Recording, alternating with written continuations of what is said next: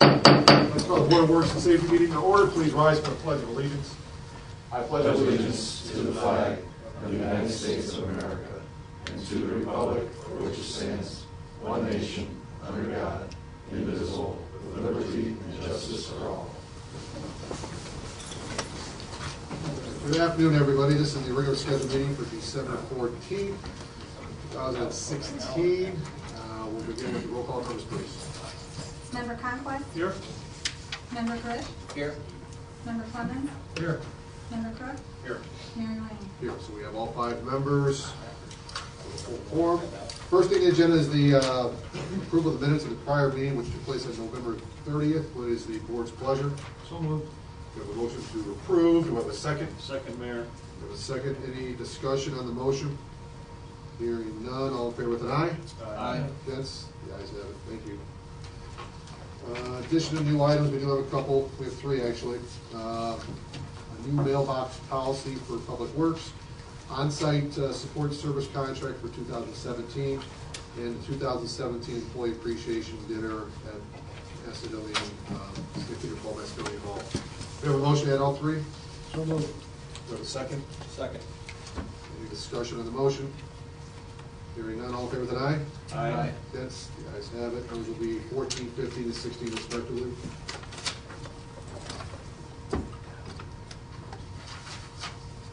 Okay, deferred business is still deferred. You stand, folks, until we come back to that. There's no presentation, and we'll go right into several items here for new business. First is the approval of the promotion of Officer Jeff Spicer from his current probationary rank to 3rd class patrolman. Chief? Yes, Officer Spicer has met his time on the department and in probationary status. He's met or exceeded all standards and requirements for us, so I would ask that he be promoted to 3rd class patrolman. I apologize, I don't have that in front of me, but I have the effective date that I requested on the board worksheet. The effective date would be December 18th. Yes, if that's possible. Entertain a motion for that request? Second. Motion second. Any discussion of the motion? Hearing none, all in favor with an eye? Aye. Against? The ayes have it. Thank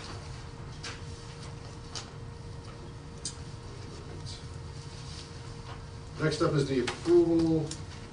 If this doesn't go through, you guys are gracious at Christmas. Approval for the fee for Santa at the courthouse, for $875. So moved.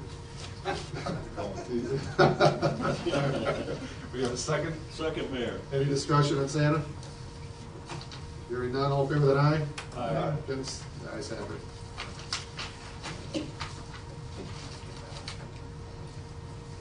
You guys were going to say no and kick out Santa. I was going to write that story. I'm sure.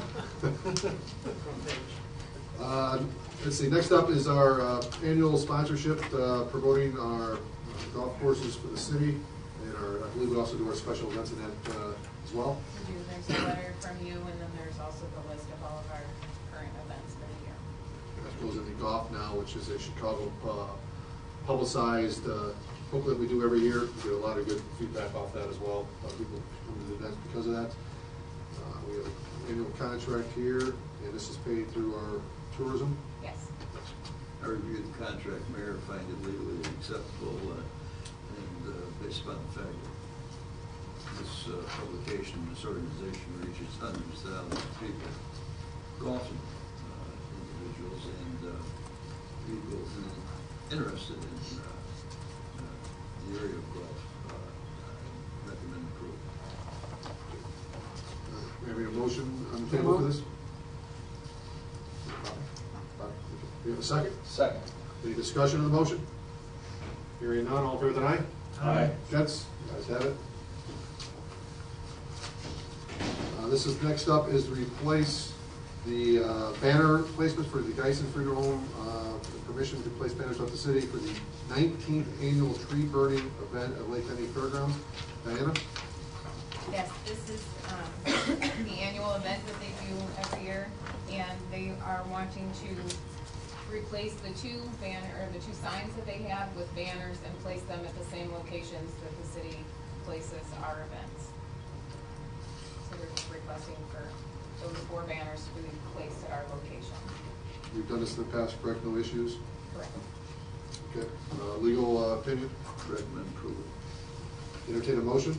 Move. Do we have a second? Second, Mayor. Discussion on the motion? Hearing none, all in favor, with an aye? Aye. Against? The ayes have it.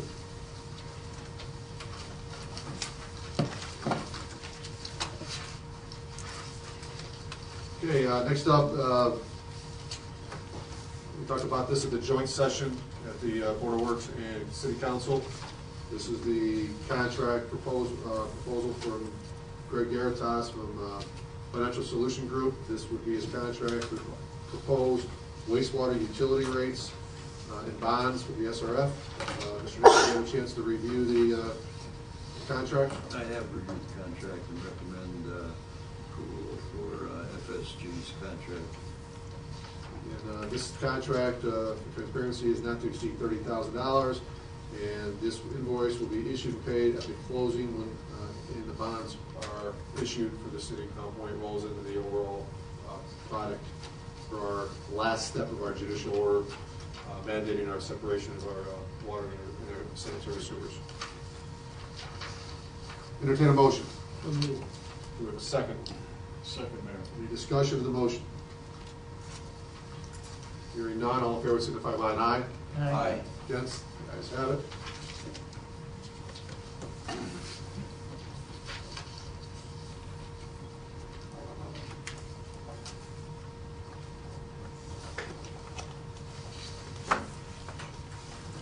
Next up is the accept the performance bond for Regency Courtyards Unit 1, Phase 4. Scotty?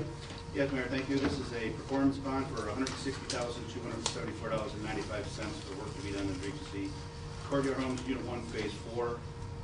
We have reviewed the project and find that the bond to be adequate, and we recommend it. Okay, Mr. Nichols from legal. I trust in Scott's figuring out the amount to be required and recommend approval. Okay, based on staff and legal recommendation, entertain a motion for approval. Do we have a second? Second. We have a second. Any discussion of the motion? Hearing none, all in favor signify by an aye. Aye. Against? Ayes have it, thank you. Next up is accept the Regency Unit 1, Phase 1 bond extension. Scotty? Yes, this is their bond for the original project ran out, expired 12/9/16. They are not completed with their infrastructure, so we requested a 1-year extension of their maintenance bond, the amount of $43,237.53, which is adequate for what work they have done, and we would recommend it. That's what remains, Scotty? Sorry? That's what remains? Yes, correct. Legal recommends approval. Okay, we have staff and legal recommendation for approval. What is the board's pleasure? You have a second? I'll second. Any discussion? Is the attorney got any comment on this? Oh, he said he was good with it. Did he? Yeah. I didn't hear. Thank you, sir. All in favor with an aye? Aye. Against? The ayes have it.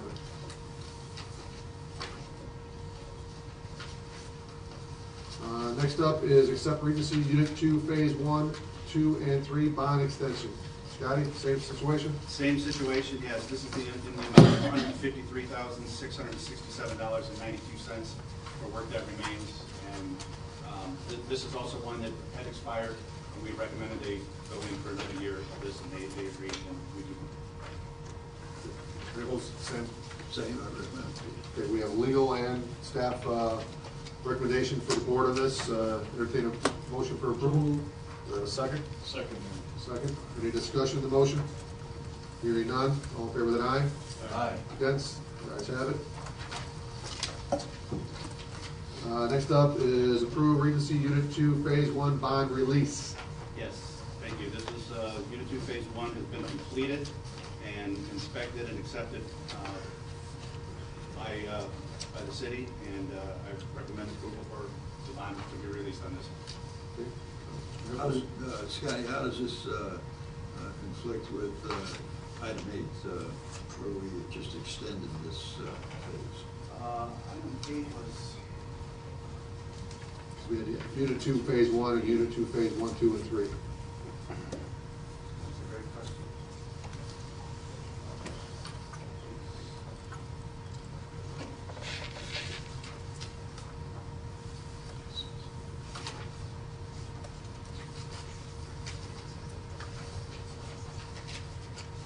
Mayor, I recommend approval.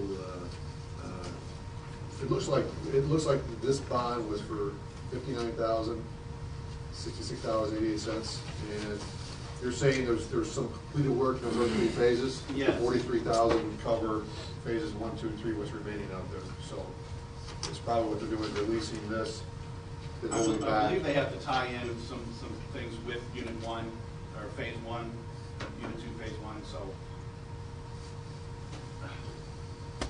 You're confident that 43,000 will cover the things that are remaining in phases 1, 2, and 3? I am. I'm good with that. So but this releases the other portion that was strictly on phase 1 by itself.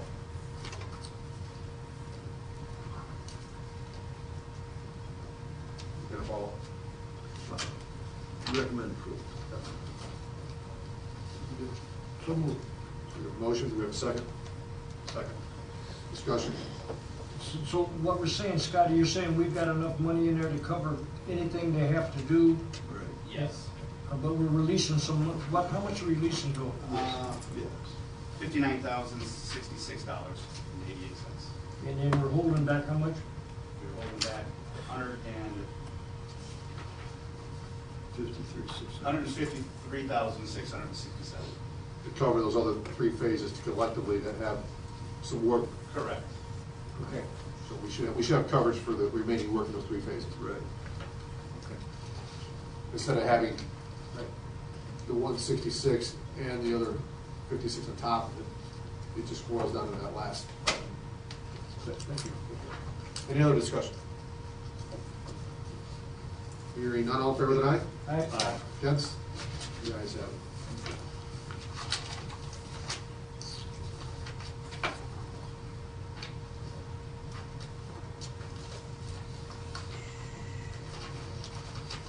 That was number 9, right? Yep. A lot of bonds there. Number 10, approve the Employee Assistance Program, EAP renewal. This is a 2-year contract. Karen is not here today. But what you have in front of you here, we're prepared to talk about this, is the compensation for this plan. Is in fact for the annual fee of $57.66 for each of the years of the term of the agreements, and paid in quarterly installments. To give an example of what we did with this over like last year, we had 40 employees, and we won't disclose, we can't disclose what employees, but we had 40 taxed upon the EAP side of it, which typically if they did it individually would be $150 per time, so we would have been over $14,000 for this. So, I mean, we definitely got our money's worth of what's being offered here. So the amount for the $57.66 is a tremendous savings on the open market share that we have with this partnership. And it's important, it's part of our handbook, it's part of our process to help with employees cope, whether it's personal or business-related issues. It does serve its benefit to the city. Mr. Nichols, you have a chance to review the contract? Yes, I have, Mayor, and also would laud Karen and the EAP program for the use and the results that it's obtained over the years, and recommend approval. Any comments, questions of the board? Entertain a motion for approval. Do we have a second? Second. Any discussion of the motion? Hearing none, all in favor, then aye? Aye. Against? You guys have it.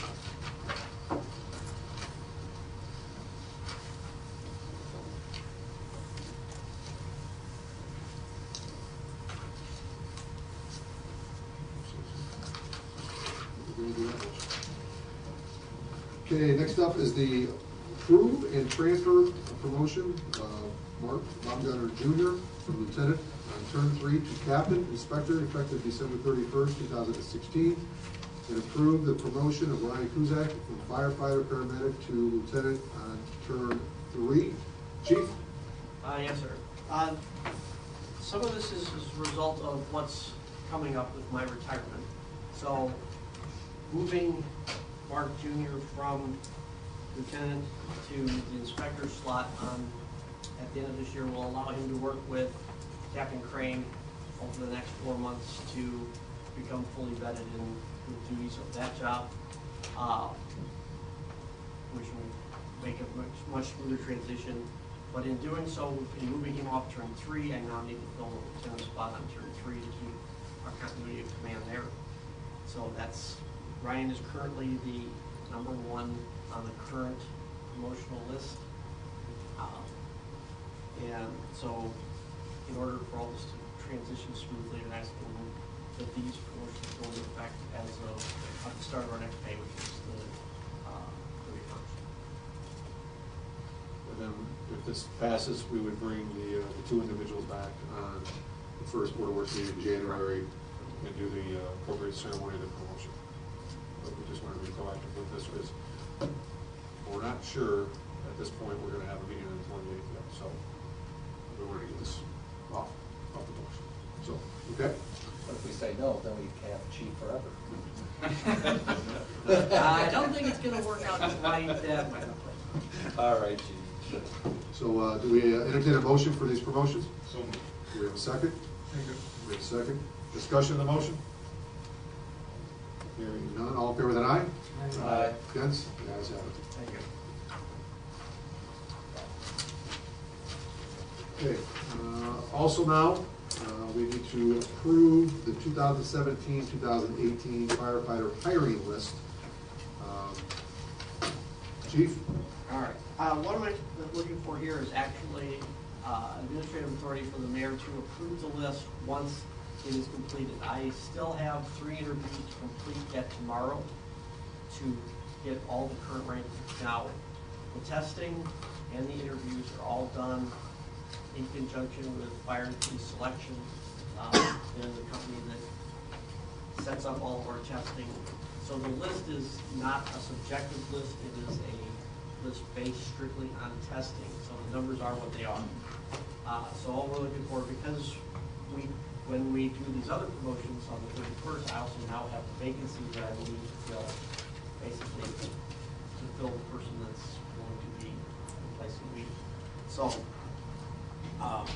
we need to get the list approved so that we can begin the process, which is typically about a 6-week process to get the FERC approval through the state. So we just need to get approval to use the hiring list. I'll bring the #1 on the list back for final approval at our whatever the next meeting is. And, Mr. Nichols? Legal?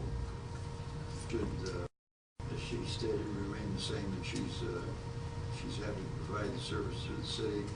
It calls for 2 biannual payments of $20,000 each, one on the 1st of January and one on July 1st, and I would recommend approval.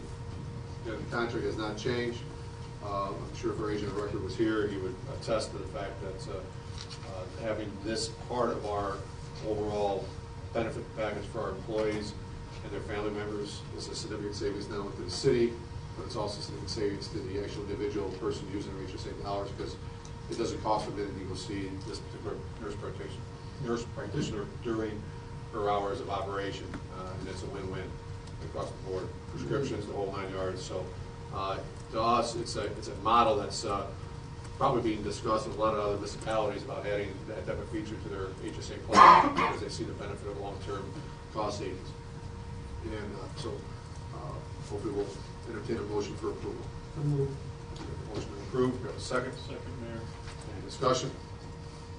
Hearing none, all in favor with an aye? Aye. Against? Ayes have it.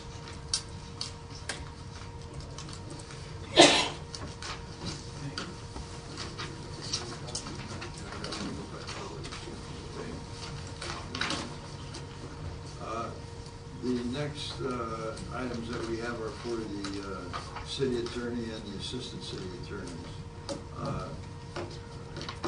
I would point out to the board that since I became city attorney, my appointment of the mayor pursuant to statute in 2008, we have not asked nor requested any increase in salary or raises for myself or for my assistants. This year, based upon the amount of work that we're encountering and the amount of work that we're doing, I have asked that for attorneys Mark Gruenhagen and Joseph S. Iraq, that their annual rate remain the same, but that their non-routine legal service hourly rate be bumped to $150 an hour from $125. That brings us into line with basic contract rates for INDOT services and other state agencies. These two fellows, Joe mainly does a lot more work for the city in regards to the Board of Public, the Plan Commission and the EPA. So he's involved in many other things, and also with property acquisitions, as is Alex. So I would ask the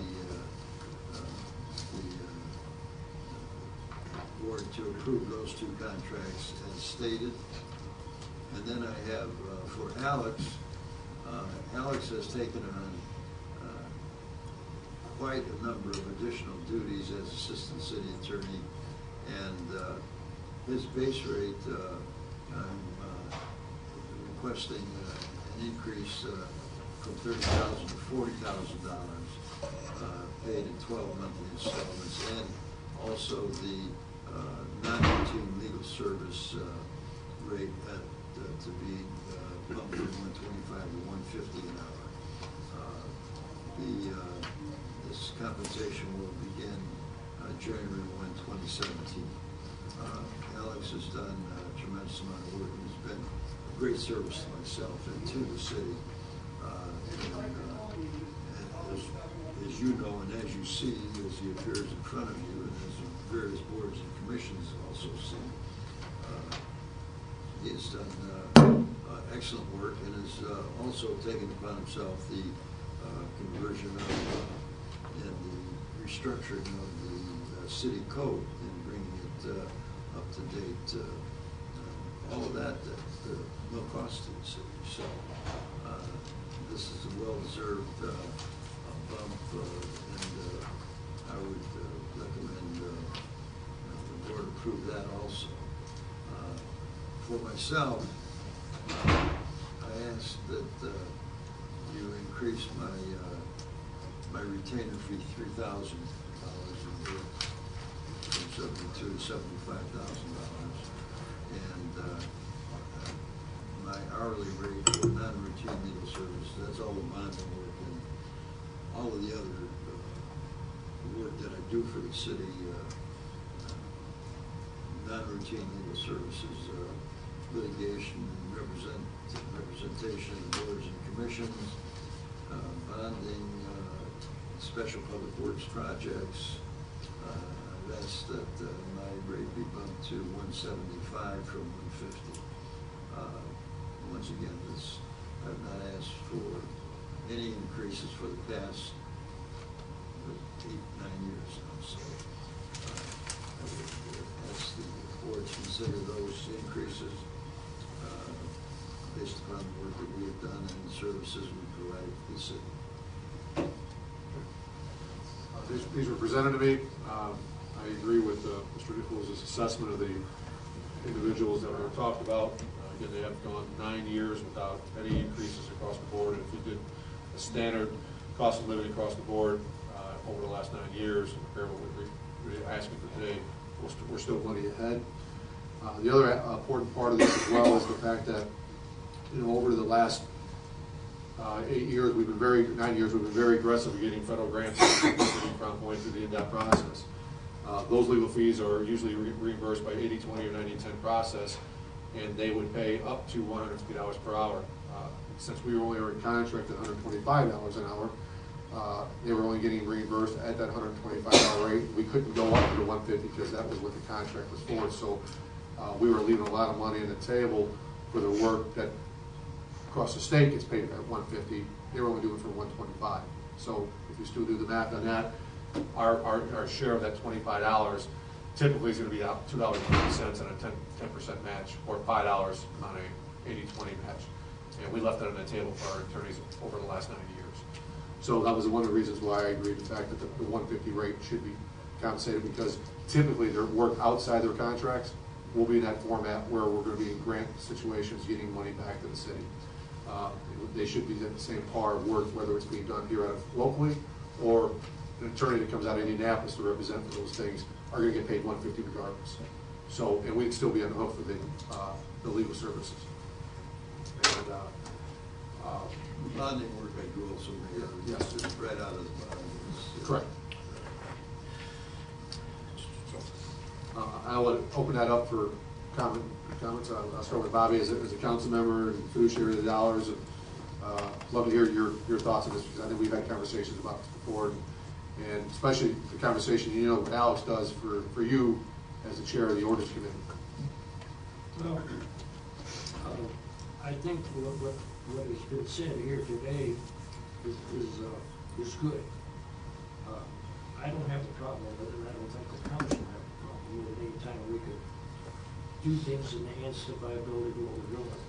And I don't have a problem with it, Your Honor, unless somebody else here does. Jim, any comments? No? I think that it's well overdue, and especially if we were leaving it on the table, especially as far as, I think we should get it. And everything goes up. I mean, we all know that, and cost of living and everything, so I think it's well, and they're well worth it too. They do a lot of work for the city, so they're worth every penny, I think, to protect us. You know what, David does a fine job for us. Joe on the plan commission steers us very well. Don't get to work with Alex as much, but he's always done us right. I think if we're leaving money on the table, like you're saying, it ought to tell you that these guys have been not charging probably the going rate at all. And I don't have that much experience with legal fees, but I was surprised that it wasn't in the $200. I mean, if you get a labor attorney, you're looking at huge dollars an hour. So this is still a bargain. And I'd imagine, you know, this is a long time coming, 9 years, and you know, I can't, nobody can predict what after 3 years any of us are going to be sitting here after this. But I'd imagine that come this time next year, you'd be seeing contracts that say status quo. That's what they do. So this was a one-time shot, get them caught up a little bit, but also going forward to get them to current standards. And this time next year, I imagine we'd see a contract in front of us saying no change in the contract. So, You know, Your Honor, it's hard to put a number on good attorneys that save us money. And they look out for our interests, and they guide us in a lot of dark areas that we're not familiar with. And the trust that we have in them means a lot to this board here, all of us. And Mike knows that because we've had several attorneys in our days. The money that we spend for lawyers is well worth the raises we give them and the integrity that they bring with it. And that's very important. that's priceless. Thank you, Your Honor. So with that being said, do we have a motion So moved. on all the professional service contracts as presented? It's a yes. Yes. I'll second. We have a second. Any discussion on the motion? Hearing none, all in favor with an aye? Aye. Against? The ayes have it. Thank you. Thank you.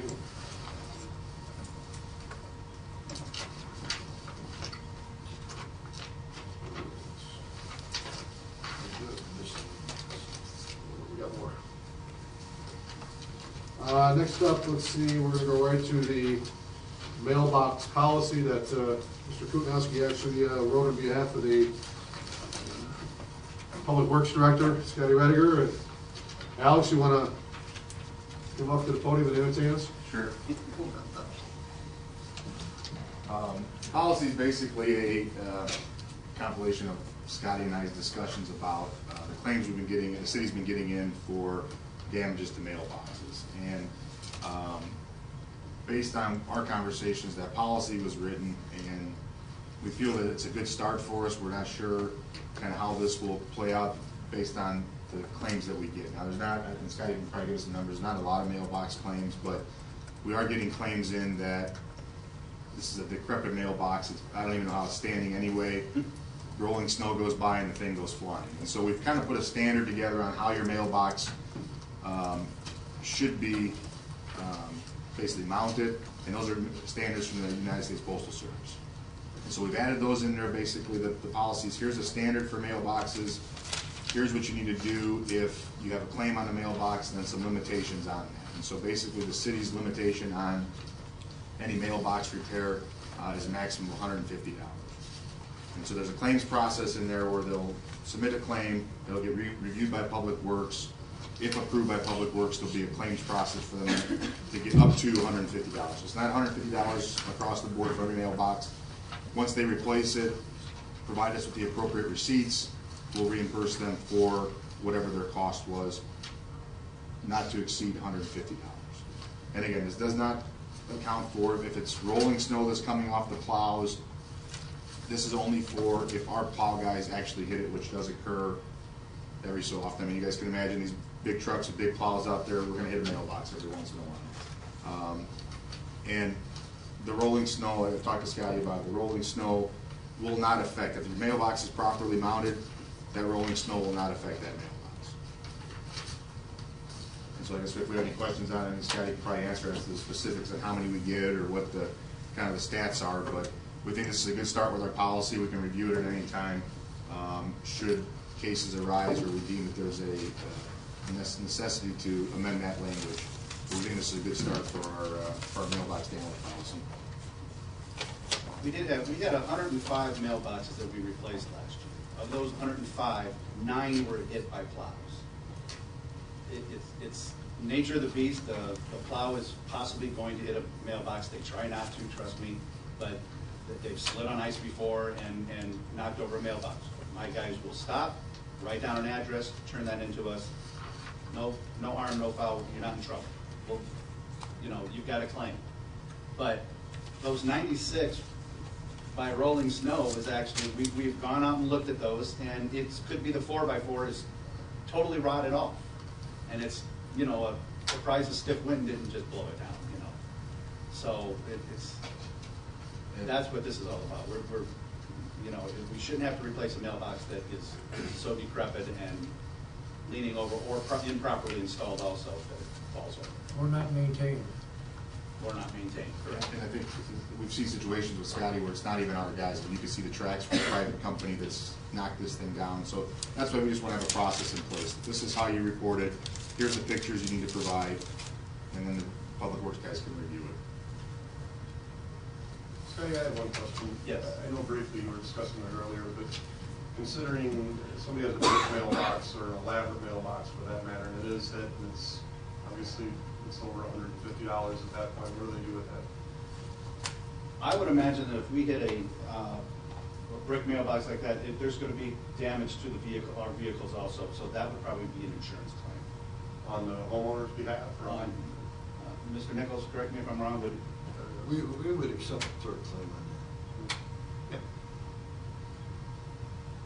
Do our own investigation. I mean, Scotty's guys are great about backing up on tort claims, these types of incidents, and throughout the city, different matters. So I have no doubt that on a situation like this, we would look, and we do have funds to distribute when liability is established. And we did have a brick mailbox that was a cost of $2,442 a year ago. So to say is not so much that we're not gonna take responsibility for the mailboxes. The policy is more to ensure that the mailboxes are properly mounted, properly secured, and we're not getting a whole bunch of false claims or replacing mailboxes that Right. don't abide by the standards. That's gonna be my point to Joe Cash from the building side. Do the homeowners, the new homes, are they advised where to put their mailbox? Or is there something that when we get a new house, it goes in that maybe this policy is attached to their ongoing permit process? We can do that, yeah. So they know going forward, here's, we were given this, Yeah, we can include it in that would help, especially the newer homes. Mayor, I don't know if the exhibit's attached to what the board members have here, but there you go. And so Yeah. that exhibit is right there. I mean, obviously the ones. What does BOM stand for? On, The maybe a point of measurement, maybe? Is that what it is? So that would help. I mean, obviously, then if for whatever reason they install it incorrectly or it's put in the wrong spot, I believe that's where we begin our investigations. Unless you put it on a curb, you know, so whether it's decorative or it's post or whatnot, you know. We have gone to homes. Prior to our snow season, we usually go out and check our routes. You know, all the guys want to get familiar with new roads and everything that have gone in. And we've actually had to knock on doors because the mailbox would literally be sticking in the street, 6-7 inches in the street. And a car could go by and hit it with their side view mirror or something. And it's just, you know, There are maybe they're not setbacks. aware of The postmaster has guidelines of how the mailboxes are supposed to be installed, and they're supposed to follow that. Exactly. Which That's is not, what- it's that's not what in this our is from. ordinance, it's actually from the postmaster. I'm sure if it's They put can deny too them far away, service. they complain more about that. Absolutely, height and distance are. Yeah, that's where this exhibit came from, Yep. Joe, is the post office, yes. Okay. So is it clear from this that this drawing that's attached, that these are the acceptable installations It's my understanding is that. and approved by the postal Postmaster, authority? yes, correct, I've seen those before. Okay. You know, there is a disclosure on there, it says check with your local municipality and county mailbox requirements would be different from the above. Customers should contact the postmaster or carrier before erecting or replacing their mailbox. So if we pass this out, again, we're not trying to infer our liability. If we do what we, you know, that's a different story, but if they're put in the wrong spot, there should be some onus on the homeowner itself. Mayor, maybe a good idea too from Scotty from Public Works Department, that as the snow season approaches every year, that maybe something's put in the newsletter, that these are the standards. And again, just putting everybody on notice that here's what the mailbox standards are, please comply with them, and that way I think that over time we'll reduce our number of issues here with these damaged mailboxes. Because like Scotty said, I mean, a lot of this just comes from rolling snow. It's not our guys out there just carelessly wrecking mailboxes. It's just, they're not mounted correctly. And that's the point that we're trying to get across with this policy, is that we want to ensure that these mailboxes are in fact mounted correctly. Once again, Mayor, the city would accept a tort claim and do our liability study to make sure that, with the Public Works Department, and make sure that the liability was there, and then, of course, make the appropriate payments.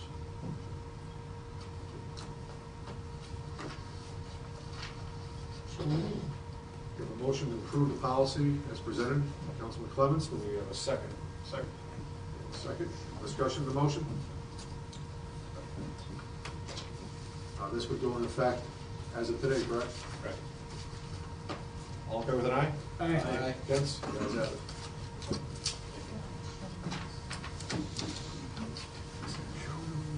Let's see, next up, on-site support and service contract renewal. The renewal contract for on-site computers for contract support and services. This renewal is the same as 2016, where they're going to provide us a technician for 40 hours per week at $4,900 per month, which equals about $28 per hour. The market rate for somebody in the private industry is anywhere from $90 to $150 per hour. So the city is getting a bargain. Adam's getting his right-hand person to help him out, so he can be available, especially with this new software system that's going to be coming out of the city. We're going to be seeing a lot of intense training and application process, so I believe this is best of both worlds for the city of Crown Point, having some experience and two, be an outside contract form as a significant savings to the city. So, Mr. Nichols, We reviewed and recommend approval. any comments, questions of the board? Adam, we've had these guys almost forever, haven't we? Since 2004, we've had a standard contract. Gentleman that's been in-house, probably as my right hand for the last, Right. He's you know, doing a he's great 30 job. years experience through county, federal government, everything. It's an asset at $28 an hour is unheard of. So. Absolutely. Is that a motion, Tim? So moved, Mayor. Do we have a second? Second, Mayor. Discussion of the motion? Hearing none. All in favor with an aye? Aye. Against? The ayes have it. Next up is approve the contract for our 2017 Employee Appreciation Dinner. This is for St. Peter and Paul. This is what we do for our awards and years of service and recognition of our employees. This is budgeted through the mayor's office via the council, allowing for the funds to be expended for this purpose. We've had it at St. Peter and Paul, and I believe they are honoring last year's price, previous year's prices. So, Mr. Nichols, do you have a chance to review the contract? I have, it's basically the same contract that we had from their review, and I recommend approval. Entertain a motion for approval. Do we have a second? Any discussion? Hearing none, all in favor with an aye? Aye. Against? The ayes have it. And I've signed this with the church's signature, so we can do that and get a copy of it this week. Okay. All right, we'll go in miscellaneous. Mr. Nichols, I believe you had something? Right, Mayor, today at noon, I received an email from Adam regarding Verizon's questioning of some of the lease agreements on the water tower lease that we've agreed to on South Main Street. And I would like the record to reflect that we are now discussing that lease and the covenants contained therein. And we have reached a determination between the IT department and the legal department that a legitimate use of the water tower is the installation and construction of the type of equipment used for Verizon cellular antennas and other antennas similarly situated. Before it was Cricket, and what was the other one, Adam? AT&T was on there as well. Denali? Yes. Do you have any further that you'd like to add to this? To add to this, I would like to, I know it was discussed, but I'm not sure it was included in the minutes, but in our meeting, I believe in September, we had chatted about when and if Verizon came on here, that the existing equipment that the city was given from Cricket Wireless to maintain would be turned over to Verizon. It holds little or no value to us. It costs us more to pull it down than it would to be to use it. We have no use for it.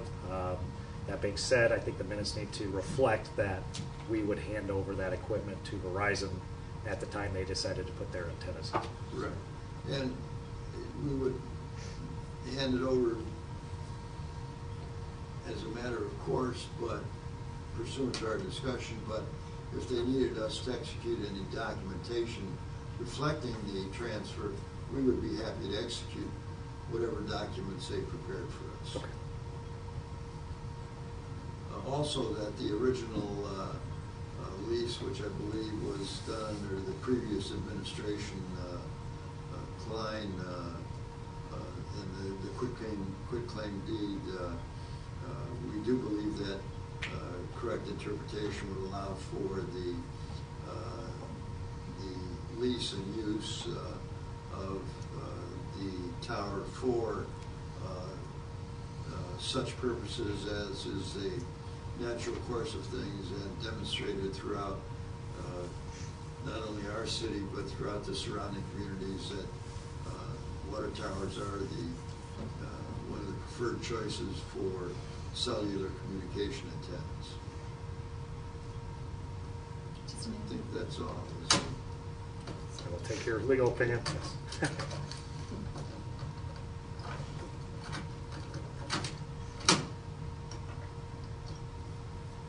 Our purpose in bringing this before the board was to make this a matter of record pursuant to the request of Verizon Wireless. I don't believe any approval is necessary from the board. We just wanted to make sure that they understood that we did discuss, and we do understand what we're doing. Okay, so you just want to make that part of the public record. There's no action by the board itself. Just want to put that, reflect that in the minutes. That's correct. Okay. Okay, any other miscellaneous? We'll start with Greg Falkowski, Chief of Staff. For the board. Leaving department heads. Okay. All right. It says here, Wednesday, December 28th at 2 p.m. will be the next scheduled meeting. At this point right now, it's why the dock was pretty full today. We worked hard to work with our department heads and outside people that need to get their work into us, that if you could get it in here. We have nothing in the agenda. Now, doesn't mean something would pop up, could pop up, but our purpose here is to, if not any business, we would forego that and then start fresh on that new schedule, the first and third of every month starting next year, which would be a week later, that Wednesday, I believe that's January 4th, at 2 p.m. If, in fact, a item or two needed to come up that needed pressing situation here, first of all, would board members be in town to do so? That's the first thing. I'm here. Okay. If that's the case, would it be, if we had to do it, would it be better to have it in the morning? That way the day is free, if you have family in town, things of that nature. I'm just trying to accommodate people, staff, for necessary. If in fact we did have it, we would probably have it at the 9 o'clock morning meeting, and then, be done with that. That's fine. So, kind of like the end of the year thing, we had to do it. If not, if there's no business that can't be carried over to the 4th, then we would have no meetings all together. That brings up a point, Mayor. Is the insurance all done? Because usually that's an end of the year thing. It is something that is on the table that we may get our renewals in by then. They're still working on that. But I think, Mr. Nichols, if it had to go to the 4th, we would just have to go retroactive to the, there's a 30-day layover on both sides of that day. So I would have to talk to Kelly. She was indicating about trying to get everything in by the 28th. So there's still a challenge for that portion there. So, is there anything we need to do, or could we give you authority to sign it without us? I'd rather have the insurance be disclosed in a public meeting. Okay. Yeah, because I think it's important to hear the information from our agent of record of where we're at and where we're going. Transparent. Okay. So, and Christie, you're around? Okay. Good. I wasn't excluding you on that. I know. Good. So that's our target plan. If we don't have any business, I think we would enjoy the freedom there. So I know what I'm hearing is that there's a lot of people using it as a vacation week because of the way the holidays fall. Because it's a short week for the city. We'll be limited with staff and department heads, and we, on a limited basis as well. So. Okay, just a couple announcements. Again, tonight at 6:30, the Utilities Committee will be meeting here to talk about utility rates. It is an advertised public meeting, so anybody that wanted to attend could attend. Anybody that's on this board wanted to come could attend. All 5 of us could be here, and we would not be in violation of open door because it has been an advertised public meeting, but we would not be convened as a Public Works members. We would be just general audience people listening to the three-person committee discuss things that Commonwealth's going to be discussing on water and utility rates on the sanitary side. That is at 6:30 tonight. Tomorrow, Diana, you want to give special announcements for? Yes, tomorrow is the holiday get-together at the courthouse in the Mackey Ballroom. It is open to board members and local businesses in the area. So they all receive their invitations by Time is- email or by mail. Time. And 5 to 8. So everyone's welcome to attend. We'll be able to spend some time, some fellowship with our boards and committees, especially as we're finalizing the year here. And I know the tour of lights are going on. Tour Lights is going on, and it has been booked since Monday. It's been full and has been running fairly smoothly all week so far. Very good. Jenny, ice rink is open? It is open, it's frozen, and lights will be on until 10.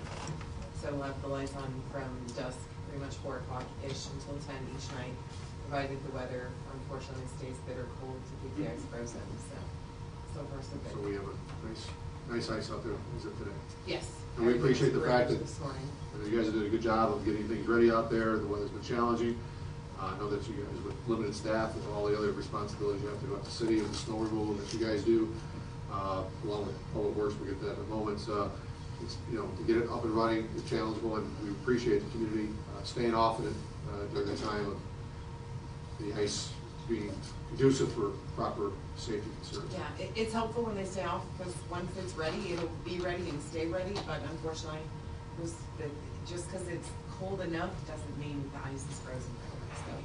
So if we've had everybody's been pretty patient as far as Very, very good. And on the heels of that, we've had some weather events throughout the city, and Scott and I have shared a tremendous amount of support from the community, praising the work that's been done on the roads, the tireless effort that your crew has been doing, along with the cooperation with the Parks Department. All hands on deck have made a tremendous effort to make our city very passable, and we're doing a good job. Yeah, kudos to the guys, they've been great. Parks Department's been awesome out of the courthouse and everything, so it's going well this year. And if you guys get questions about why the benches, garbage cans, and bicycle racks have been removed from the downtown area, it's not the fact that we're eliminating those options. It's just the fact that, one, we're doing some repair to those things. Not too many people sit on those steel benches in the middle of the winter. And it is also better for the snow removal. And their crews have been probably out there in a much more timely fashion to get through, because they don't have to do the other things that go around them. And then next year, they're going to be positioned in a little bit better location, so that way, if we do permanently leave them out there going forward, the equipment that we currently have for snow removal will not be hindered by the locations of near light poles and things of that nature that weren't maybe took into consideration when we were putting the summertime, was the last thing we were thinking about in July with snow. So, so if you want to pass that on, we've had a lot of people thinking that they've just been removed and they're never coming back. So that's not the case at all. Also, just want to make sure, because we are on TV, correct? The skating is at the Legacy Fields, right next to Junior Bulldog Field. It's very accessible, very well seen. You need to bring your own skates, though. Okay, so we don't provide skates. So we have one that's open for basically open skating, and the one set up for hockey use with goals and netting and stuff like that. And the public kind of uses their own thing to make their own leagues and stuff, and they're pretty passionate about that. So, but it's out there, so that's where it's at. Just before I turn over to Bobby, you got anything, Bobby? Say that? You're good? You got anything? I'm good. You're good? Jim? Good. Tim? Good. Michael? Just a Merry Christmas to everyone. You're still Michael. Sorry. You can say that publicly? Yeah, we can say that, I think so. Nobody's gonna. With that being said, I believe on behalf of the Board of Works members, our clerk treasurer, our staff department heads, people watching us live on TV at home or watching it later, we just want to wish everybody Merry Christmas, Happy Holidays, and be safe. And if we don't see you into 2017, we want to wish everybody a Happy New Year and health, wealth, and happiness in 2017. So, Michael, you want to add anything to that? No, you did a better job than me. With that, Tim, you want to bring us home for possibly 2016? The end of 2000, you got it, Mayor. Let's adjourn our meeting for December 14th, 2016. We have a second? Second. Any discussion on the motion? Hearing none, all in favor, then aye? Aye. Against?